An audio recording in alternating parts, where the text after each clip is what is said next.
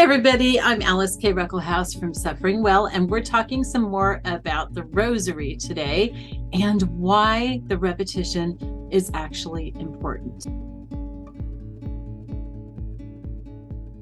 I'm going to talk first about some of the reasons why I think you already are using repetition in your prayer and why that's actually good. I'm going to talk just a little bit about the science behind the biblical principles of repetition. And then I'm going to give you some examples, just two examples from my own life of how that repetition has changed my mind, my brain, my mind, and my heart, and then my actions. So yesterday we looked at Jesus telling the people not to engage in vain repetition when they're praying. And we showed how vain or meaningless is the important word there, that it's not just any repetition. We have repetition in the Bible as well. I showed you an example of that, and there are some others as well.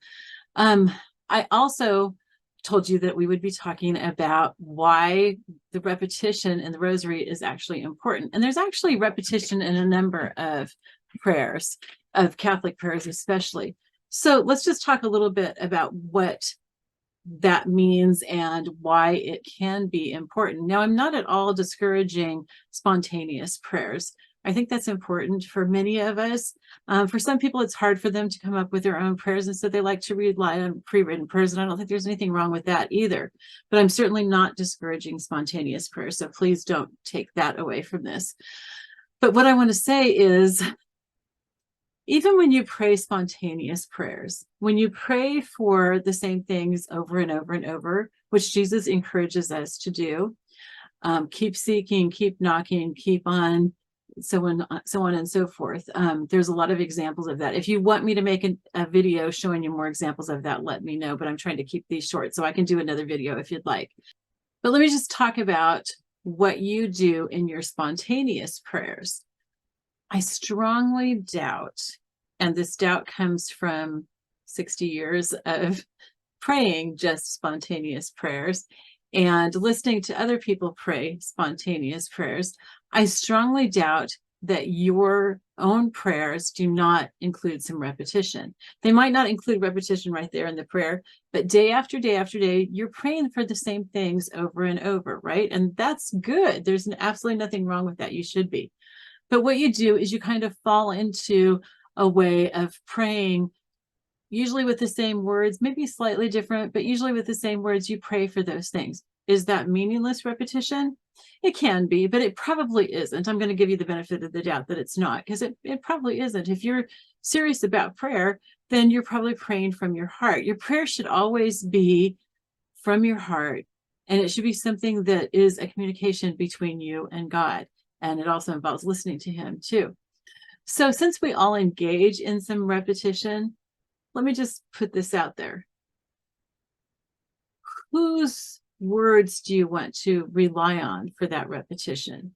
And again, I'm not discouraging spontaneous prayer, but do you want to always rely on your own words with what little you know? Or do you want to rely on scripture, prayers that are from scripture, and maybe also prayers that have been written by people who just really, really pressed into the Lord, by people who had years and years of experience praying, and you know that the prayers that they've put together are theologically sound and also have been tested over the years and help others to grow closer and closer to God. So that's what we have in so many of the Catholic prayers, are these prayers that have been tested. They've been written by people who really, really were close to God. Many of them were saints, canonized saints, but there were others as well. And those prayers are the ones that we stand on the shoulders of giants and pray. So that's part of the reason for that. And again, I am not putting down spontaneous prayer. I think that's very important, and that's part of my prayer life as well. But I just want you to kind of consider that. I'll talk tomorrow about how science backs up that repetition is really important if we want to change our minds and our behavior. And then the next day, I'm going to talk about a couple of examples of how that repetition has helped me, actually 3 examples. All right, I love you all. I'll talk to you later. Bye-bye.